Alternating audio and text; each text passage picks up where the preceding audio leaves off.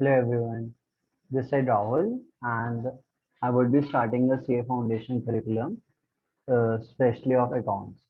So let's start. सबसे पहले I will be starting with the depreciation chapter. So depreciation. सबसे पहले हम लोग समझते हैं concept क्या है depreciation का. What is the concept of depreciation? Depreciation किस पे लगता है? Depreciation में क्या क्या चीजें आएंगी? तो सबसे पहले तो हम लोग ये सब देखते हैं कि डिप्रिसिएशन का और क्या चीजें हो सकती हैं। तो सबसे पहले ये होता है कि डिप्रिसिएशन कोई भी प्रॉपर्टी, क्या कोई भी प्रॉपर्टी, ऐसी कोई भी प्रॉपर्टी हो गई या प्लांट हो गया या मेरे कोई भी टैंजिबल आइटम्स, कोई भी टैंजिबल आइटम्स, कोई भी टैंजिबल आइटम्स जो हम लोग यूज करते हैं, which are use in production, which are use in production, ऐसा कोई भी प्रॉपर्टी हो गया, प्लांट हो गया या tangible items which are use in the production, जो हम लोग प्रोडक्शन में यूज करते हैं, अपने गुड्स एंड सर्विस को बनाने के उसके प्रोडक्शन में यूज करते हैं, या सप्लाई करने के लिए, supply of goods and service, supply of goods and service, या हम लोग उसको यूज करते हैं इन the production of supply of goods and service, या किसी को रेंट में देने के लिए और for rental purpose, rental purpose के लिए यूज करते हैं, एंड उसको क्या करते हैं, रेंटल पर्पस को यूज करने के लिए भी करते हैं। और क्या हो सकता है कि अगर हम उसको एडमिनिस्ट्रेटिव पर्पस के लिए भी अगर लेते हैं तो मेरा वो भी मेरा आ जाएगा इधर। तो मतलब मैंने क्या बोला अभी तक, डिप्रिसिएशन पहली बात किस पे लगता है, ऐसे कोई भी प्रॉपर्टी हो या प्लांट हो या टैंजिबल आइटम्स हो जो मेरे यूज होते हैं प्रोडक्शन में, गुड्स एंड सर्विस के या सप्लाई के गुड्स एंड सर्विस के, या रेंटल पर्पस या एडमिनिस्ट्रेटिव पर्पस। इसका मतलब क्या, अगर मैं कोई भी ऐसा मशीन लेता हूँ जिससे कि हम अपना गुड्स प्रोड्यूस करते हैं तो ये उसमें भी आएगा, या मैं बोल सकता हूँ कि मैं ऐसा कोई भी सर्विस प्रोवाइड करता हूँ, सप्लाई करता हूँ गुड्स, उसकी सर्विस में प्रोवाइड करते वक्त, like supply of goods and service, उसकी जो भी मैं करता हूँ उसकी सर्विसेज जब भी मैं प्रोवाइड करूंगा, फॉर एग्जांपल मेरे हो जाते हैं चेयर्स हो गए, फैन हो गया, ये सब क्या है, मैं कोई भी ऐसा यूज करता हूँ, not exactly that but not chair and fan, these are, but it should be like plant which is I will be providing. It should also depend on one more thing, which I'm telling you. First, what we did that any property plant and tangible items जो हम लोग use करते हैं production के वक्त, और कुछ भी जो अगर हम लोग क्या करते हैं सप्लाई करते हैं गुड्स एंड सर्विस की, उसमें अगर कोई मशीन यूज करते हैं, या अगर मान लो हम लोग कोई ऐसा बिजनेस है जिसमें हम लोग अपने एसेट्स रखे हैं उसको रेंट में देते हैं, तो मेरे वो एसेट्स हो जाते हैं, तो वो भी मेरे इसमें आते हैं।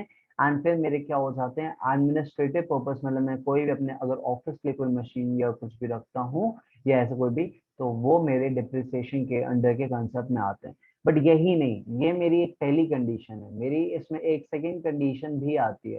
And what is the second condition, second condition मेरी होती है कि दैट इसकी जो एक्सपेक्टेड लाइफ है, that expected life, expected life should be more than,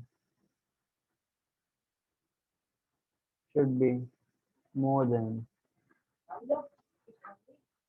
should be more than 12 months.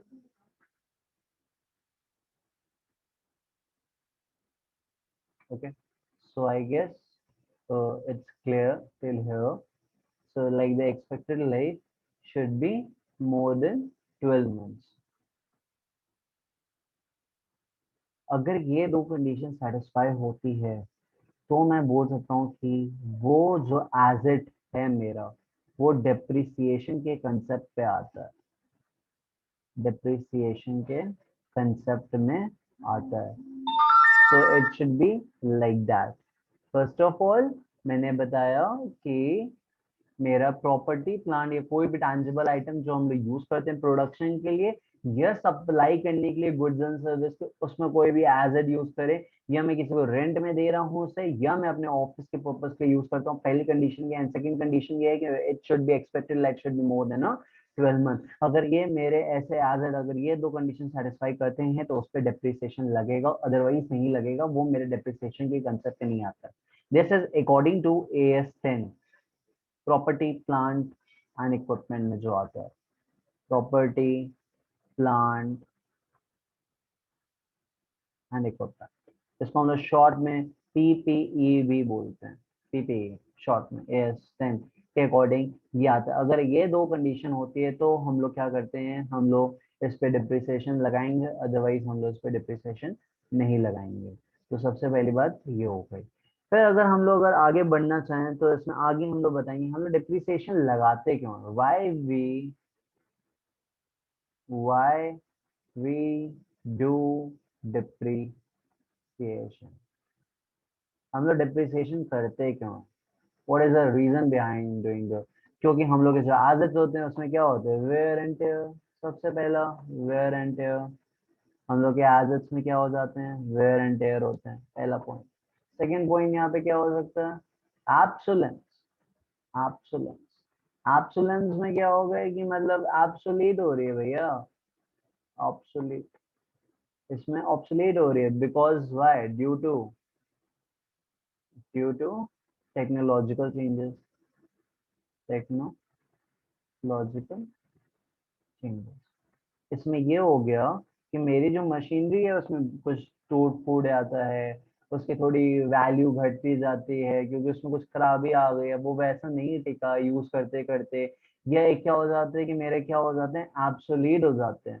एब्सोलीट हो रहे हैं बिकॉज क्योंकि टेक्नोलॉजी चेंजेस आ रही हैं, अब वो पुरानी हो गई है, उसमें अब खराबी आ रही है, टेक्नोलॉजी चेंजेस हो रहे हैं, और भी कोई अदर फैक्टर्स हो सकते हैं। ठीक है, तो एक नई नई टेक्नोलॉजी आ गई, वो ऑब्सोलीट हो गई है, अब वो हो सकता है मेरी एक ऐसी टेक्नोलॉजी आ गई है जो 1 घंटे में, मान लो एक मशीन जो अभी मेरी 10 यूनिट्स देती है, वही नई मशीन 1 घंटे में मुझे 20 प्रोड्यूस करके दे, तो ये ऑब्सोलीट हो गई, ये हो सकता है। थर्ड मेरा क्या हो सकता है यहाँ पे, थर्ड में ये बोल सकता हूँ यहाँ पे, थर्ड और क्या आ जाएगा मेरा, जैसे कि decrease in a market value, decrease in a market value, मेरी मार्केट की वैल्यू घट गई, उसकी मार्केट में ही वैल्यू घट गई, पहले हम लिए थे 1 लाख की थी, अब वो मेरी उसकी वैल्यू क्या हो गई। फॉर एग्जांपल अगर मैं लेता हूँ कोई एक बढ़िया सा, अगर मैं आईपैड लेता हूँ, इट्स माई आईपैड मैंने लिया हुआ है, तो उसकी क्या हो गई, मेरा जो भी आईपैड है इट्स अ टैंजिबल आइटम, या it's a tangible item. Okay, so my condition is that if it's used for like business, okay, I am using this for administrative purpose, okay. So मेरी पहली condition तो fulfil, क्या ये 12 महीने से ज्यादा चलेगा, यस, ओके मेरा, तो ये इसमें डिप्रिसिएशन लगेगा, हाँ डिप्रिसिएशन तो लगेगा, ठीक है, इस पे डिप्रिसिएशन भी लगेगा, बिल्कुल लगेगा। तो मेरा ये जो आईपैड है, अब इसकी वैल्यू 1 साल के बाद सेम नहीं रहने वाली है, उसकी मार्केट में वैल्यू घट जाएगी। तो that's why, because of these reason we do depreciation, इन्हीं सब की वजह से क्या होता है, डिप्रिसिएशन होता है। तो यहाँ पे ये सब होते हैं, ओके। अगर मैं अब यहाँ पे अगर नेक्स्ट कंसेप्ट की बात करूँ तो याद रखना कि डिप्रिसिएशन में मेनली 3 चीज बहुत हमें काम की होती है, they are the 3 important things depreciation में, 3 items we can say. First, I can say cost of an asset। भाई एसेट का खर्चा ही कितना है यही नहीं पता होगा तो आगे क्या करेंगे, कॉस्ट ऑफ एन एसेट, ठीक है। सेकेंड मैं बोल सकता हूँ एस्टिमेटेड यूजफुल लाइफ, एस्टिमेटेड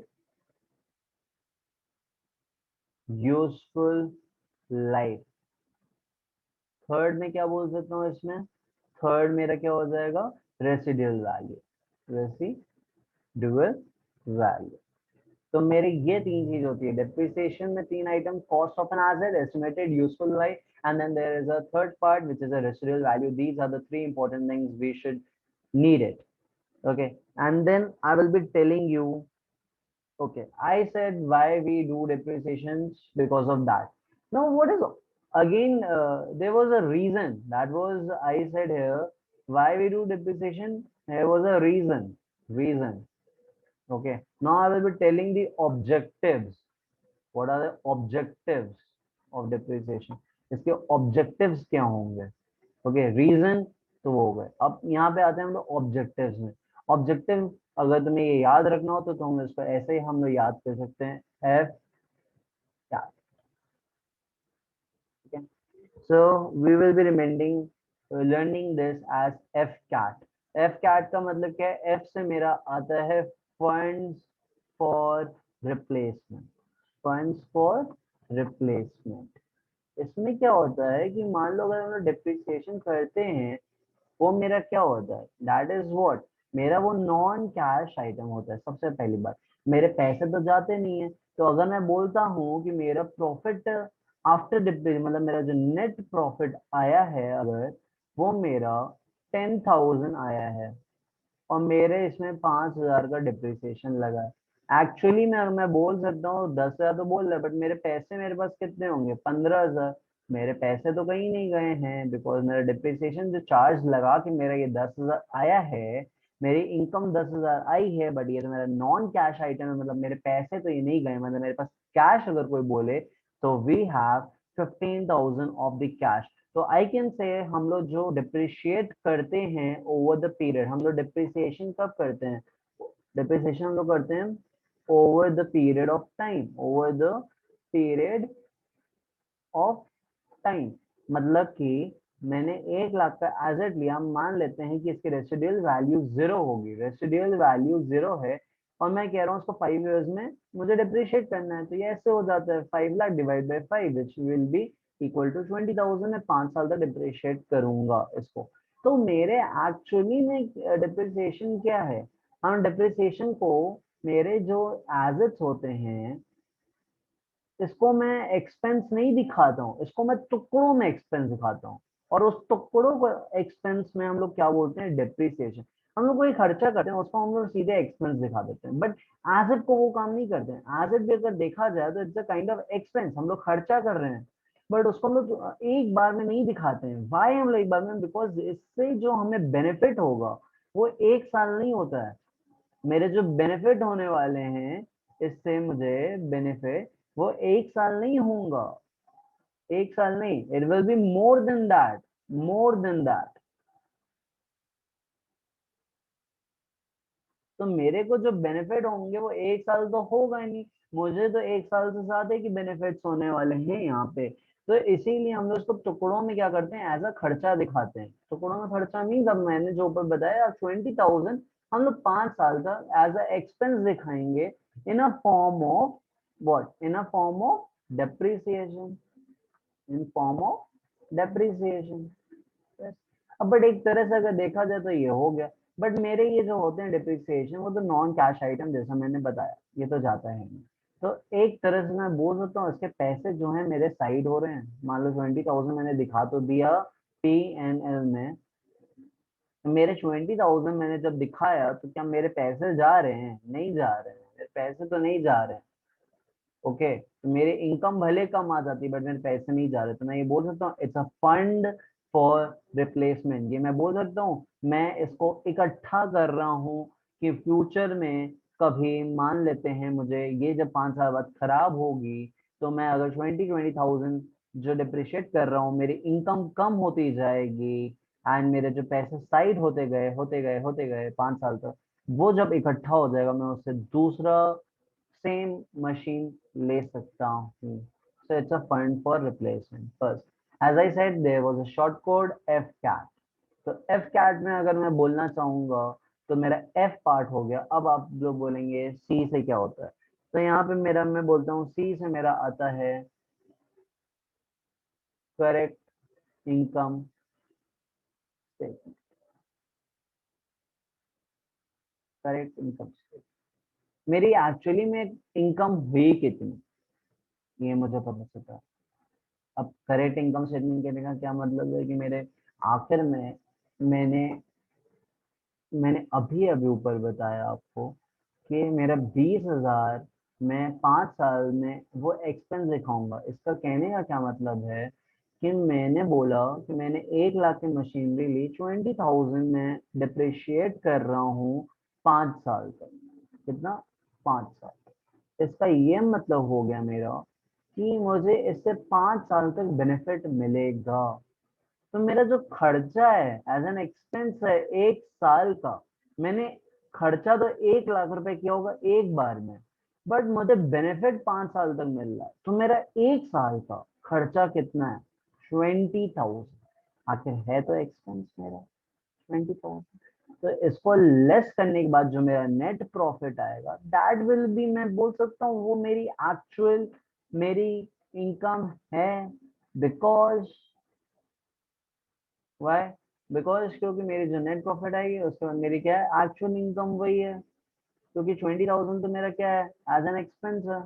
तो मेरी एक्चुअल इनकम यही है, क्योंकि ये मेरे एक तरह से 1 लाख बोलने को तो मैंने एक बार में खर्चा किया, बट मैं इसको डिप्रिशिएट कर रहा हूँ 20,000। तो मेरा 1 साल का खर्चा कितना है? 1 साल का खर्चा तो मेरा 20,000 ही है। तो मैं जब 20,000 लेस कर दूंगा इन फॉर्म ऑफ डिप्रिसिएशन, मेरी ऐसे अगर मैं पीएनएल बनाता हूँ एंड मैं उसमें दिखा देता हूँ यहाँ पे टू डिप्रिसिएशन, यहाँ पे मैं दिखा दूंगा अपना 20,000, यहाँ पे मेरा आ जाएगा 20,000, और फिर मेरा यहाँ पे जो भी आएगा मेरा नेट प्रॉफिट, वो एक्चुअल नेट प्रॉफिट माना जाएगा। फिर मेरा एफ कैट में एक आता है ए, मेरा ये हो गया, मेरा ये हो गया। अब मैं आता हूँ ए में। तो ए से मेरा होता है ascertainment, एजरटेनमेंट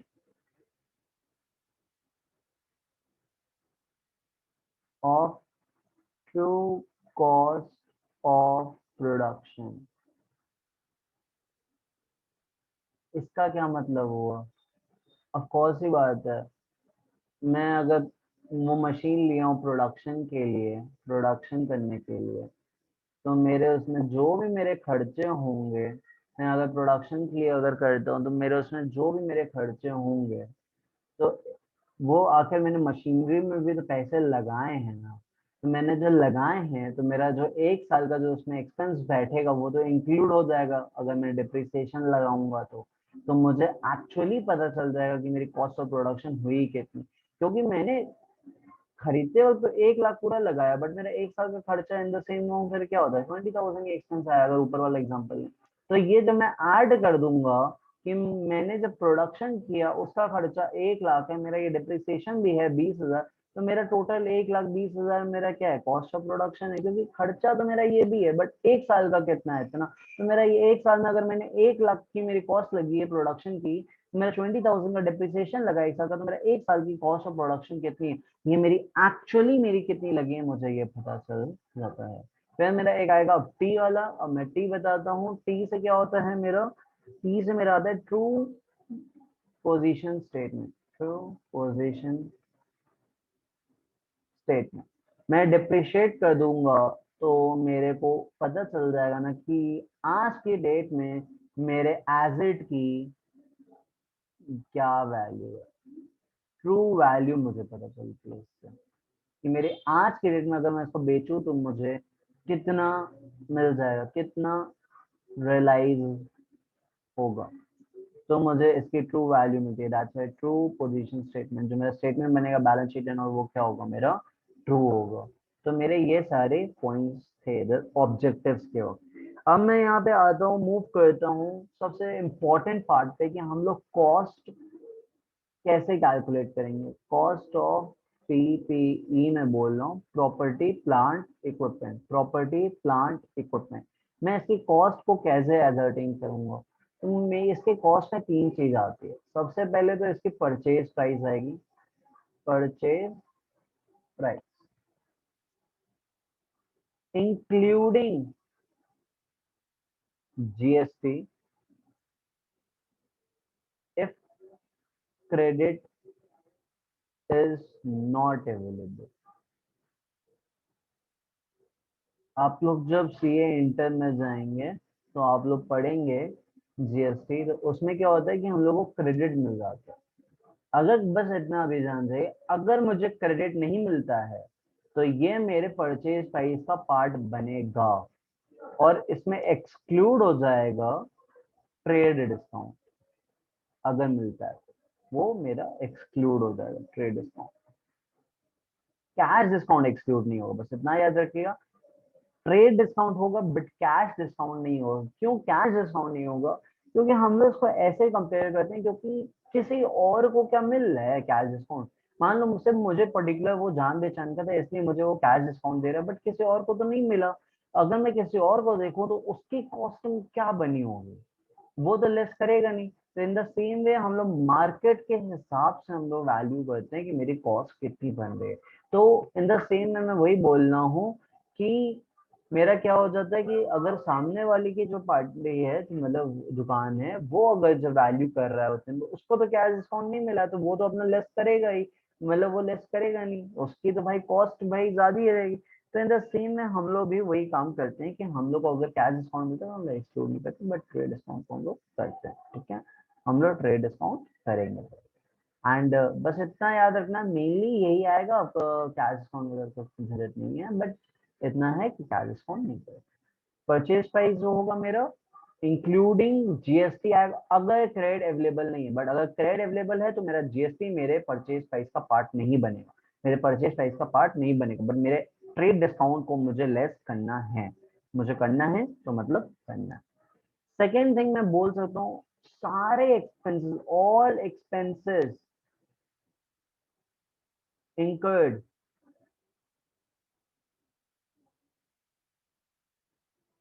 in bringing acid to present location and condition। मैं एग्जांपल देता हूँ, मेरे जितने भी खर्चे होंगे उस लोकेशन एंड कंडीशन तक लाने के लिए वो सब इंक्लूड होगा। मतलब इन दी शॉर्ट फॉर्म अगर मैं क्रक्स बोलूं, रेडी टू यूज करने, मैं जब एज बाई करूंगा, मान लेते मैंने 10,000 का खरीदा है, उसको लाने के लिए अपने शॉप तक मेरा लगा 1,000 रुपए, 1,000 रुपए, तो ये मेरा पार्ट बनेगा। लोकेशन मैंने लिखा है, लोकेशन मतलब मेरा जितना भी खर्चा होगा उसको दुकान तक लाने तक, या जहां तक उसकी लाने के और उसको इंस्टॉल कराने तक, मतलब जितने भी खर्चे होंगे जब तक वो मेरा रेडी टू यूज नहीं हो जाए, मेरे सारे के सारे मेरे क्या होंगे, खर्चे इंक्लूड होंगे। लोकेशन एंड कंडीशन मतलब उसको रेडी टू यूज बनाने तक मेरे जितने खर्चे होंगे, मतलब मैं जब भी आदत बाई करूंगा वो तो आएगा ही आएगा, जितने मेरे खर्चे होंगे उसको रेडी टू यूज बनाने तक, मान ले मेरा ये 11,000 लाने का हुआ, प्लस मैं कह रहा हूँ मुझे यहाँ पे इंस्टॉल कराने का मेरे खर्चे हो गए 1,200। मैंने इसमें टेस्टिंग की, सही चल रहा है कि कोई खराबी है, क्योंकि अगर कोई मान लेते हैं बहुत हैवी कंप्लाइंस का है कि इलेक्ट्रिक शॉक लग गया है, कुछ टेस्टिंग की सही चल रहा है कि नहीं, जिससे कि एम्प्लॉयज को हार्म ना हो, इस पे 1,000 रुपए गए। ठीक है, एंड मैंने कोई प्रोफेशनल फी दी, जो मान लेते हैं कोई इंजीनियर्स आए, इंजीनियर ने 500 अपना लिया, बिकॉज उसमें इंस्टॉल कराने में उनकी जरूरत थी कि कहाँ इंस्टॉल होना चाहिए, कैसे वो सही वर्क हो। तो जितना भी मेरा खर्चा होगा उसको बस रेडी टू यूज बनाने तक सब ऐड होगा। मतलब ये 11,000 में मैं बोल सकता हूँ मेरा ये 1,200 भी आएगा, ये वाला ये 1,000 भी आएगा, ये 500 भी आएगा, तो ये 1,000 भी आएगा, ये 500 भी आएगा। तो ये अगर मैं बोलता हूँ तो मेरा ये कितना हो जाता है, 12,13,700। ओके, तो मेरा ये मेरी कॉस्ट होगी। मतलब मैं जितना भी खर्चा करूंगा उसको रेडी टू यूज बनाए तो मेरा सब कुछ मेरा कॉस्ट का पार्ट बनेगा। बट एक बात याद रखिए, जब वो रेडी टू यूज हो गया, मान लेते हैं मैंने उसको लाया, फॉर एग्जांपल मैंने एसी खरीदी, मैं उसको लाया, उसको इंस्टॉल कराने तक जितने खर्चे हुए, उसमें लेबर चार्जेस दिए मैंने, सारा का सारा मेरा कॉस्ट का पार्ट बनता है। बट मान लेते हैं अब एक बार मेरा ये बिजनेस लोकेशन, मेरे एक बिजनेस यहाँ पे थी, मतलब उसकी यूनिट मैं बोल सकता हूँ, एक बिजनेस यूनिट मेरी यहाँ थी, ये बिजनेस यूनिट 1 है। मैं बोल सकता हूँ मेरी एक दूसरी बिजनेस यूनिट भी है, वो यहाँ पे है। बट एक बार वो एसी यहाँ पे इंस्टॉल हो गई और फिर मैंने उसको यहाँ पे शिफ्ट किया, और फिर जो यहाँ पे खर्चे हुए उसको शिफ्ट कराने पे, वो मेरा पार्ट नहीं बनता है, that is not going to be my part. वो मेरा पार्ट नहीं बनेगा, वो मेरे उसके कॉस्ट का पार्ट नहीं बनेगा, that will won't be going to be a part of that, वो मेरे कॉस्ट का पार्ट नहीं बनता है, कॉस्ट ऑफ एसेट का पार्ट नहीं बनता है। ये हो गया मेरा इतना।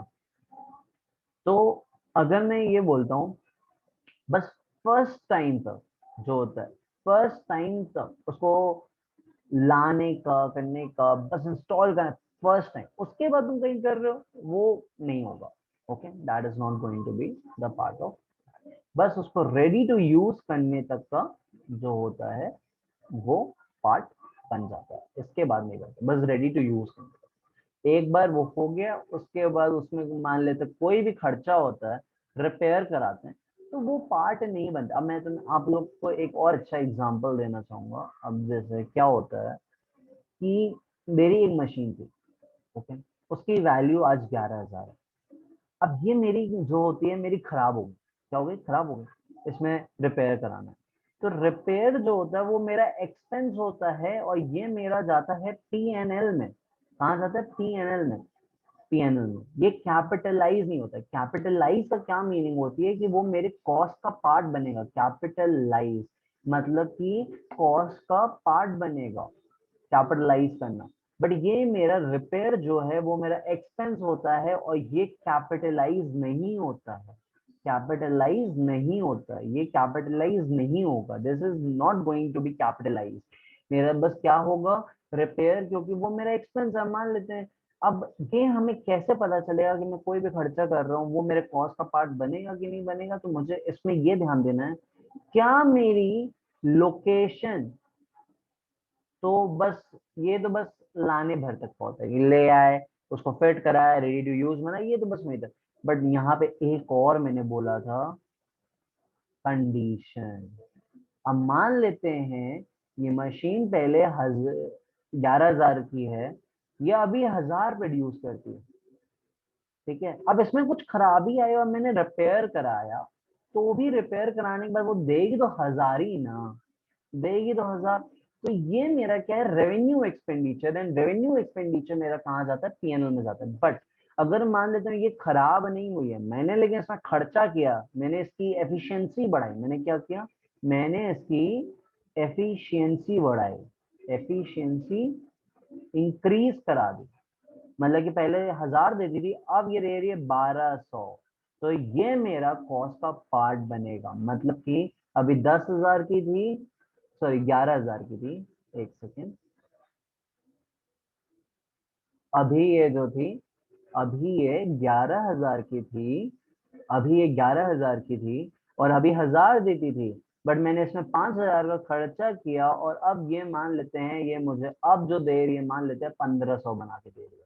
तो ये 5,000 इसमें ऐड हो जाएगा, मतलब इसकी कॉस्ट जो हो जाएगी 11,000 प्लस 5,000 हो जाएगी, एंड ये मेरा 16,000 हो जाएगा इसका कॉस्ट। मतलब बैलेंस शीट में पहले यहाँ पे 11,000 आता था, अब नए बैलेंस शीट में ये यहाँ पे 16,000 आएगा इन अ फॉर्म ऑफ एसेट, क्योंकि ये इसकी एफिशिएंसी बढ़ाई है। मतलब इसकी जो कंडीशन है, इसकी जो कंडीशन थी, इसकी जो कंडीशन है वो क्या हो रही है, इसकी ये पार्ट,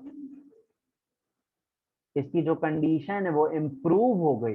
तो लोकेशन एंड, मैंने अभी बताया था, ऐसा जो भी सारे के सारे एक्सपेंस जो मैं करता हूँ उसके लोकेशन एंड कंडीशन में लाने के लिए वो आएगा। मतलब कि पहले तो उसको रेडी टू यूज करने तक के सारे एक्सपेंस मेरे आएंगे सारे। सेकेंड थिंग यहाँ पे क्या आ जाता है मेरा, अगर उसकी एफिशिएंसी बाद में मैं बढ़ाता हूँ तो वो भी उसकी कॉस्ट का पार्ट बनता है, ये सब आता है। आई गेस इतना अभी तक क्लियर हो गया होगा आप लोगों को। ओके, तो मैंने यहाँ पे बताया था, अगर मैं आता हूँ, एक पॉइंट बताया, दूसरा बताया, अब इसमें एक तीसरा पॉइंट भी आता है, मैं वो अब आपको बताना चाहूंगा। तो मेरे कॉस्ट ऑफ पीपीई में क्या आएगा, सबसे पहले मेरी आती है परचेज प्राइस। परचेज प्राइस मेरा आएगा कि मैंने कितने में खरीदा इंक्लूडिंग जीएसटी, अगर क्रेडिट अवेलेबल नहीं है तो। बट ट्रेड डिस्काउंट एक्सक्लूड करते हैं, बट कैश डिस्काउंट को नहीं करते हैं। एंड मेरे सारे एक्सपेंसेस जो उसको लोकेशन एंड कंडीशन तक लाने में करते हैं, मतलब कहने का मतलब है कि उसको रेडी टू यूज बनाने तक जितने भी खर्चे होंगे वो सारे के सारे ऐड होंगे।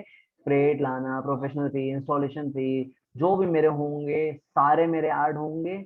बट ये हो जाता है कि मेरे ये सारे खर्चे मैंने बताए ऐड होते हैं। अब मान लेते हैं वो एक बार रेडी टू यूज हो गया, उसके बाद कुछ खराबी होती है और मैं रिपेयर कराता हूँ तो उसकी एफिशिएंसी नहीं बढ़ रही है। आई कांट से उसकी एफिशिएंसी बढ़ रही है, अगर एफिशिएंसी नहीं बढ़ रही है मतलब उसकी कंडीशन इंप्रूव नहीं हो रही है, अगर कंडीशन नहीं इंप्रूव हो रही है तो वो मेरा एक्सपेंस माना जाएगा और पीएनएल में जाएगा, बट अगर उसकी कंडीशन इंप्रूव होती है मतलब उसकी एफिशिएंसी बढ़ती है तो वो मेरा कैपिटलाइज होगा, मतलब वो कॉस्ट का पार्ट बनता है मेरा। तो ये मेरे कॉस्ट का पार्ट बन जाता है। तो मैंने बताया कि जैसे कि वो कॉस्ट का पार्ट बन जाएगा। अब मैं यहाँ पे थर्ड पॉइंट आपको क्लियर आउट करना चाहूंगा, इसमें तीन चीज आती है कॉस्ट ऑफ एसेट में। मैंने बताया कॉस्ट ऑफ एन एसेट में तीन चीज आती है। सबसे पहले मैंने क्या बताया कॉस्ट ऑफ में, कि एक परचेज प्राइस आएगा, ये सारे एक्सपेंसेस भी आएंगे, तो ये सब चीज आती है। अब थर्ड चीज यहाँ पे क्या आती है, कॉस्ट इनिशियल, कॉस्ट बताइए, initial estimate, initial estimate, initial estimate of cost of dismantling, removing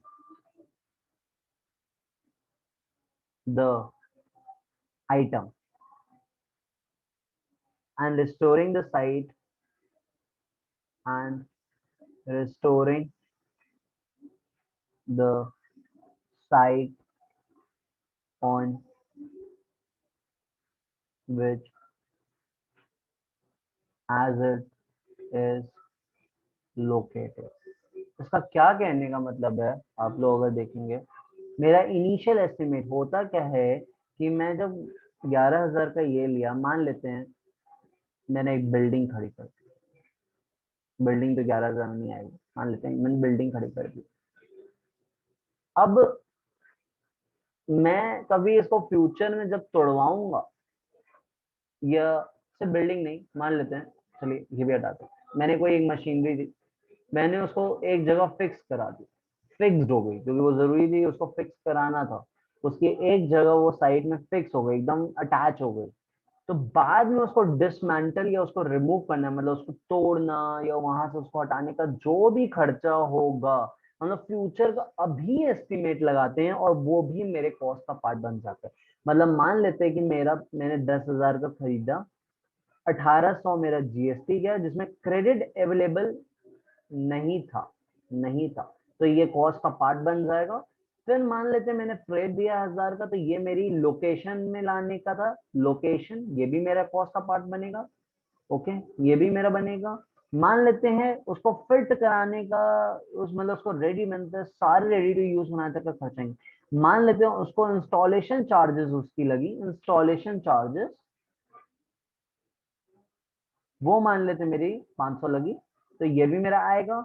और मान लेते हैं कि अब मैंने एस्टिमेट लगाया कि मैं बाद में जब इसको हटाऊंगा वहां से तो मेरा 1,000 लगेगा, तो ये भी मेरा कॉस्ट का पार्ट बनेगा जो मैंने अभी बताया आपको यहाँ पे। एक सेकेंड, इनिशियल एस्टिमेट मतलब अभी एस्टिमेट करेंगे क्या, कॉस्ट ऑफ डिसमेंटलिंग या रिमूविंग द आइटम, या कॉमा लगा दीजिए, and restoring the site on this the, restoring वही जहाँ पे हम लोगों ने इस एसेट को लोकेट किया था वहां से उसको हटाना, ये रिमूव करने का जितने खर्चे होंगे वो भी मेरे अभी बन जाएंगे, मतलब ये मेरे, ये भी ऐड होगा, ये भी होगा, ये भी होगा, इंस्टॉलेशन भी आएगा, और ये डिसमेंटलिंग वाला भी मेरा क्या बनेगा, मेरा कॉस्ट का पार्ट बन जाता है। अब बस मुझे दो चीज और क्लियर करनी है एंड फिर मेरी डेप्रिसिएशन की सारी थ्योरी कंप्लीट हो जाएगी। मुझे ये बताना है कि ऐसे कौन से कॉस्ट हैं जो इंक्लूड होते हैं, इंक्लूड होंगे कॉस्ट ऑफ एसेट में, इंक्लूड होते हैं कॉस्ट ऑफ एसेट में, मैं बोल सकता हूँ।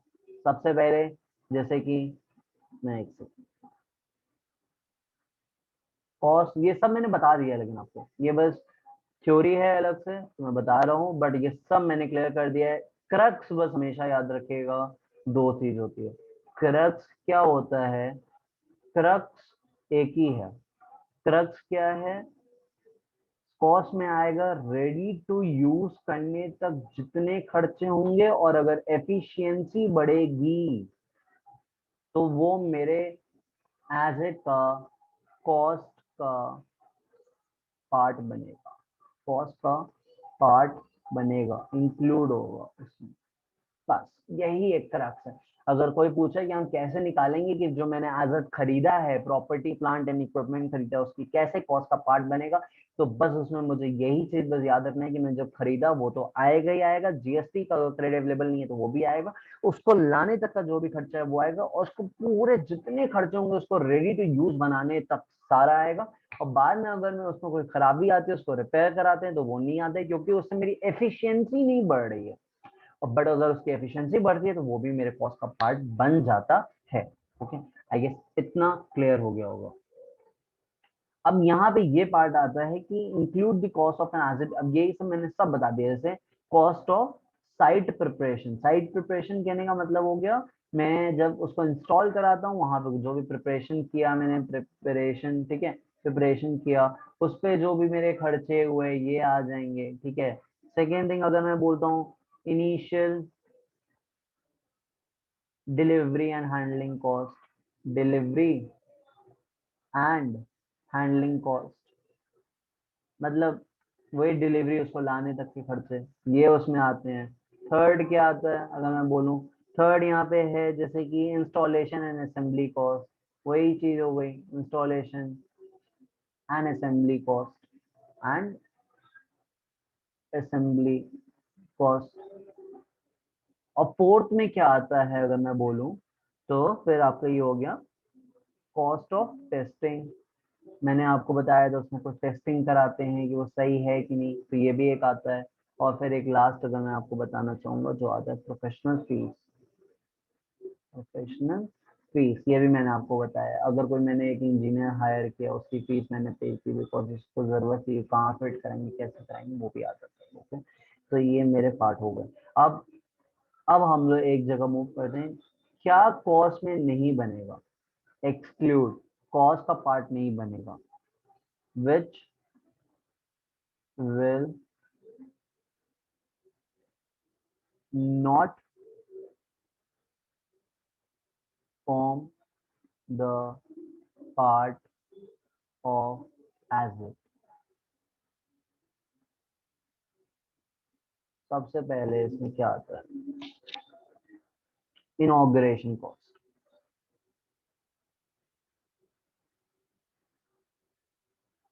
एक बात बताएं, अगर हम उसके मशीन खरीदी और उसके ओपनिंग के लिए हमने सेलिब्रेशन किया, उसका खर्चा हम उसमें क्यों डालें? तुम सेलिब्रेट कर रहे हो, उसके खर्चे हो रहे हैं, ये मैं नहीं बोल सकता ना, नहीं नहीं भाई मैंने खरीदने में इतने खर्चे लगे उसमें, नहीं ना। उस मैं ये नहीं बोल सकता ना, नहीं यार मैं मशीनरी इतने की मिली, नहीं बोल सकते, क्योंकि कैसे बोल सकते हैं? मैंने उसके सजाया डजाया कि लोग आए, पार्टी शार्टी हुई, अब उसकी कि ठीक है भाई मैंने मशीन खरीदी, बहुत महंगी हो सकती है, 10 लाख की मैंने मशीनरी ली, उसके लिए तो एक ऐसी पार्टी हल्की सी, मतलब होता है ना कि इनॉग्रेट कर दिया उसकी मशीन के लिए। तो अब ये नहीं कर सकते ना, उसमें जो खर्चे हुए, नहीं नहीं मेरी मशीनरी इतने की, मैं तो नहीं बोलूंगा, तो ये मेरा पार्ट नहीं बनता है, ठीक है। फिर सेकेंड थिंग मेरा यहाँ पे क्या होता है, एडमिनिस्ट्रेटिव। एडमिनिस्ट्रेटिव और other general indirect expense. Indirect indirect expense को हम लोग बोलते हैं ओवरहेड। अब एडमिनिस्ट्रेटिव और अदर जनरल इनडायरेक्ट एक्सपेंस क्या मतलब, एक बात बताओ, मैंने मशीन ली, अब मेरे ऑफिस में कोई काम हो रहे हैं, ऑफिस के जो भी खर्चे हो रहे हैं, अब ऑफिस के खर्चे हो रहे हैं, मैं मशीन में क्यों डालूंगा, नहीं डालेंगे। मेरे ऑफिस में जो भी खर्चे हो रहे हैं मैं ये नहीं बोल सकता, नहीं नहीं भैया ये मैंने इतने की, भाई ये भी ऐड होगा, ये भी ऐड होगा। मेरे ऑफिस में जो भी खर्चे हो रहे हैं मैं नहीं बोलूंगा कि भाई मेरे इतने की मशीन है, नहीं, उसके ऐड करके मैं बोलूंगा इतने की मशीन नहीं, मैं ऐड नहीं कर सकता, मैं क्यों ऐड करूंगा वो चीज, तो मेरा ये भी एक चीज ऐड नहीं होती है, ठीक है। एंड अगर मैं एक और चीज अगर बोलना चाहूंगा तो यहाँ पे आपका आ जाता है cost of training. Okay, cost of training. तो एक बात बताइए, कॉस्ट ऑफ स्टाफ ट्रेनिंग, ये बताइए ना, स्टाफ को ट्रेनिंग देने के लिए थोड़ा खर्चे लगे, क्योंकि मशीन मान लेते हैं जो भी थी उसको चलाना थोड़ा कॉम्प्लेक्स था, ट्रेनिंग चाहिए थी, भैया उसमें खर्चे हुए। ये नहीं बोलेंगे ना भैया मेरी मशीन ही इतने की है, मशीन में इंक्लूड करके ये नहीं बोलेंगे ना कि नहीं नहीं मेरी मशीन इतने की आई, नहीं नहीं नहीं दिखा सकते कि मेरी मशीन इतने की, उसमें ऐड करके मेरी मशीन नहीं, क्योंकि मैं उसको ट्रेनिंग दे रहा हूँ यार, वो कैसे आ सकता है, नहीं आएगा। अब मैं एक लास्ट पॉइंट बस यहाँ पे एक और आता है, एडवर्टाइजमेंट। अगर मैं उसका एडवर्टाइजमेंट करता हूँ, मैं कुछ भी एडवर्टाइजमेंट करते हैं अगर हम लोग, ठीक है, एडवर्टाइजमेंट या प्रमोशनल एक्टिविटीज, अब मैं अगर एडवर्टाइजमेंट करता हूँ कभी, तो एडवर्टाइजमेंट के खर्चे मैं उसमें ऐड नहीं करूंगा मशीन का। ये बात सिंपल सी साफ सी बात आती है कि अगर मैं एडवर्टाइजमेंट कर रहा हूँ तो ये वही फंडा आ जाता है, मैं एडवर्टाइजमेंट किया कुछ भी किया तो मैं ये नहीं बोलूंगा उसको ऐड करके मशीन में कि नहीं मेरी मशीन इतने की है, मेरे पास इतने की मशीन है, मैं ये नहीं बोलूंगा ना कि मैंने एडवर्टाइजमेंट किया उसमें ऐड कर दिया कॉस्ट मशीन के, और मैं बोल रहा नहीं मेरे पास इतने की मशीन है। नहीं भैया, दैट्स ऑल, ये डन हो गया। तो this was all about the theory part. And अब रही बात यहाँ मेथड्स की, एक रह गई है जो मेथड्स ऑफ डिप्रिसिएशन है। ये मैं क्या करूंगा, मैं प्रैक्टिकल के साथ क्लियर करता जाऊंगा। जैसे जैसे क्वेश्चंस आएंगे जिस मेथड के आएंगे मैं वो मेथड ऑफ डिप्रिसिएशन समझाता जाऊंगा। अगर समझना है तो मैं एक दो समझा देता हूँ। जैसे कि एक आता है SLM, straight line method. Straight line method I guess सबको पता होगा, क्लास 11 12 में आई गेस आप लोग पढ़े होंगे। स्ट्रेट लाइन मेथड में क्या होता है कि मैं मान लेता हूँ मेरे पास 10 लाख की अगर मेरे पास मशीनरी है, मैं बोल रहा हूँ 10% पे चार्ज करना है 3 साल तक, तो मेरे डिप्रिसिएशन कितने हो जाएंगे, 10 लाख का 10% होता है 1 लाख। तो मेरा ये जो 1 लाख है यही बस मेरा 3 साल तक डिप्रिशिएट होगा। मतलब पहले साल मेरा डिप्रिसिएशन होगा 1 लाख, सेकेंड ईयर में मेरा होगा 1 लाख, एंड थर्ड ईयर भी मेरा डिप्रिसिएशन होगा 1 लाख। मतलब कि मैं जो इनिशियल मेरी कॉस्ट है मेरी, एक्चुअली बताएं हम लोग के ये जो मैंने आपको इतना लंबा समझा दिया आपको कि कॉस्ट ऑफ एसेट कैसे आता है, ये अभी आपको नहीं फायदा करेगा, लेकिन मैंने समझा दिया। ये पूरा AS10 था, ये आपको फायदा आएगा CA इंटरमीडिएट में बहुत ज्यादा। तो अच्छा है कि आप लोग पहले जान गए हैं, विच इज गुड, ठीक है। बट अभी भी जानना जरूरी है। अभी क्या होगा कि आपको कॉस्ट ऑफ एन एसेट बता देगा, वो गिवन होगा। ओके, तो ये मान लेते हैं कॉस्ट ऑफ एसेट, मतलब सब कुछ मिला के मेरे क्राइटेरिया के बाद मेरा ये आ रहा है 10 लाख। तो मैं बोल रहा हूँ मेरे पास 10% का क्या है, मेरे पास 10% की मेरी डिप्रिसिएशन का परसेंटेज है, तो मुझे अब चार्ज करना है अकॉर्डिंग टू SLM। SLM में क्या होता है कि मेरे जो कॉस्ट ऑफ एन एसेट है उसी पे जो परसेंटेज लगाएंगे वही आएगा, वही हर साल वही अमाउंट मेरा क्या होगा, डिप्रिशिएट होगा। स्ट्रेट लाइन मेथड, मतलब कहने का मतलब है, मैं एक और अगर एग्जांपल देना चाहूंगा कि मान लेते हैं 12 लाख का था, मैंने 10% किया, उसके बाद 4 साल तक मुझे डिप्रिशिएट करना है, तो 12 लाख का 10% आ जाएगा 1.2 लाख। तो मेरा एक साल की एंड में, मतलब 1 ईयर की एंड, ये 2 ईयर की एंड, 3 ईयर की एंड, ये 4th ईयर की एंड, तो 12 लाख में 1.2 लाख अगर मैं लेस कर दूंगा तो मेरा क्या आ जाएगा, ये मेरा आता है 10.8 लाख आ जाएगा। ओके, तो यहाँ पे आ गया मेरा 10.8 लाख। ओके, अब यहाँ पे 10.8 लाख आ गया। अब अगेन मेरा 1.2 लाख लगेगा, ये नहीं कि इस पे 10%, नो वे, मेरा जो भी इनिशियल आया है वही मेरा जाएगा। अब अगर मैं इसमें से अगर ये हटाता हूँ तो ये मेरा आ जाएगा 9.6 लाख। तो ये मेरा 9.6 लाख हो गया। अब अगेन 1.2 लाख करेंगे तो मेरा थर्ड ईयर के एंड में जो भी आएगा, मेरे थर्ड ईयर के एंड में क्या आ जाएगा, 9.6 है, तो it will be like 8.4 lakh. Now again it will be like 7.2 lakh. मेरा ये अमाउंट होते जाएंगे, मतलब यही बस मेरा क्या होगा, डिप्रिशिएट होगा। मैं एक और बस समझा देता हूँ, which is known as diminishing value method, which is reducing or diminishing balance, और written down value method भी बोलते हैं। diminishing value method, और अगर हम लोग क्या बोलेंगे, written down value method, written down value method। Okay, इधर क्या होता है, इधर उल्टा होता है। मैं सेम एग्जांपल समझाऊंगा कि मैंने 12 लाख लिया, 10% का रेट। ओके, 12 लाख की मेरी कॉस्ट ऑफ एन एसेट है, 10% मेरा डिप्रिसिएशन है, और मुझे 4 साल का करना है। ओके, तो जीरो जीरो माने मैंने आज खरीदा, ये 1 ईयर का एंड, 2 ईयर का एंड, 3 ईयर का एंड, ये 4th ईयर का एंड। तो 12 लाख का 10% हो जाएगा मेरा 1.2 लाख। तो मैं 12 लाख में 1.2 लाख जो है माइनस कर दूंगा, minus 1.2 lakhs, which will come around 10.8 lakhs। Okay, मेरा 10.8 lakhs आ गया। अब जो होता है इस पर क्या होता है ना कि अब जो वैल्यू होगी इस पे 10% लगेगा। पहले क्या होता था कि इनिशियल कॉस्ट का ही जो आता था उसी पे हम लोग चलाते थे, अब इधर नहीं होगा। इधर जो मेरी रिटर्न डाउन वैल्यू आएगी, रिटर्न डाउन वैल्यू मीन्स मेरी ये वैल्यू, मतलब डिप्रिशिएट करने के बाद मेरी जो वैल्यू आएगी उस पे करते हैं, मतलब रिटर्न डाउन वैल्यू, मतलब जो भी मेरी आती है रिटर्न डाउन वैल्यू, उस पे हम लोग क्या करते हैं कि रिटन डाउन वैल्यू पे ही हम लोग क्या करेंगे, दोबारा से डिप्रिशिएट करेंगे। फॉर एग्जांपल यहाँ पे क्या हो जाएगा कि अगर मेरा 10.8 लाख आता है तो 10.8 लाख पे ही अब यहाँ पे 10% का डिप्रिशिएट होगा। तो फॉर एग्जांपल अब यहाँ पे 10.8 आया, तो इसका 10% अब मैं अगर माइनस करता हूँ तो मेरा यहाँ पे क्या आता है, let me just give me 1 minute.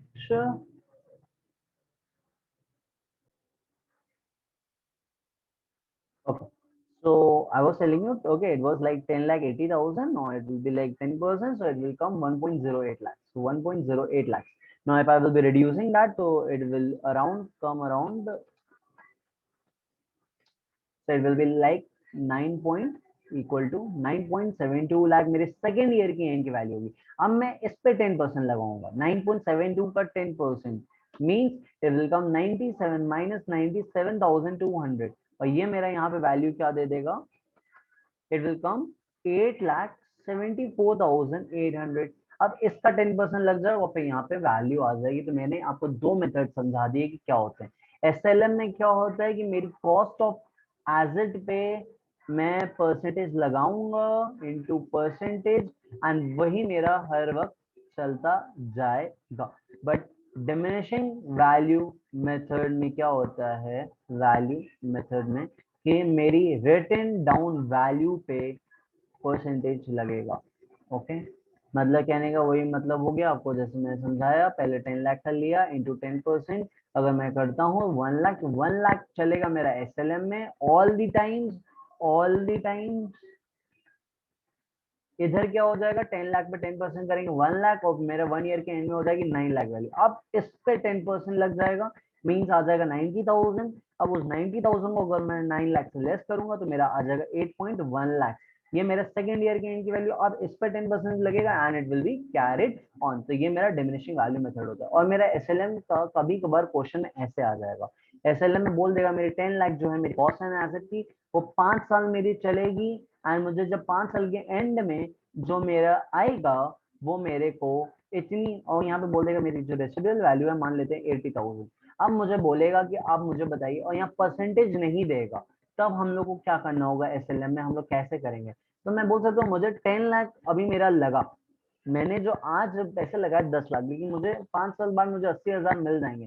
तो मेरी एक्चुअली मेरी कॉस्ट कितनी पड़ी, 9.2 लाख। मतलब मैं बोल सकता हूँ 10 लाख में अगर मैं 80,000 माइनस करता हूँ तो मेरा 9,20,000 मेरा आता है। मतलब मेरी एक्चुअल कॉस्ट में बोल सकता हूँ, अगर मैं एक लाइक रफली अगर देखूँ, भले 5 साल बाद आएगा उसका मतलब नहीं है, टाइम वैल्यू ऑफ मनी यहाँ नहीं चलेगा, ठीक है। तो टाइम वैल्यू ऑफ मनी को अगर मैं इग्नोर करूँ बिकॉज ये अकाउंट है, तो हम यहाँ पे इतना फाइनेंस की तरफ नहीं घुसेंगे। तो यहाँ पे बस अगर मैं बोलूँ 10 लाख की अगर मेरी कॉस्ट है, मैंने आज 10 लाख का मैंने खरीदा, बट मुझे 80,000 मिल जाएगा, तो मेरी एक्चुअली कॉस्ट कितनी पड़ी, 9,20,000। और ये 9,20,000 अगर मेरी कॉस्ट पड़ी और ये कितने साल तक की है, 5 साल तक की, तो 1 साल का कितना, तो ये मेरा आ जाएगा 9,20,000 डिवाइडेड बाई 5, मतलब मेरा 1,84,000 मेरा पांचों साल, मतलब हर एक साल मेरा 1,84,000 का मेरा डिप्रिसिएशन होगा।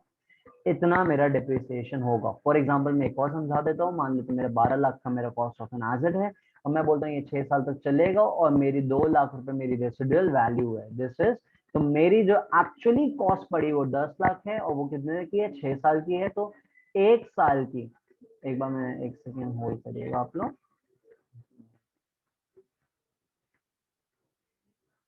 ठीक है। तो मेरी 12 लाख, तो मेरी एक्चुअली कॉस्ट पड़ी वो 10 लाख, और 10 लाख ये क्या है, 6 साल की है, तो 1 साल की कितनी आ जाएगी मेरी, 10 लाख डिवाइडेड बाई 6, मीन्स मेरा ये पॉइंट में आ गया। ओके, तो 1,66,667। तो ये मेरी क्या होगी, ये मेरा डिप्रिसिएशन होगा ऑल द टाइम, मतलब ऑल द टाइम ये, लेकिन जो है ईच ईयर का, ईच ईयर।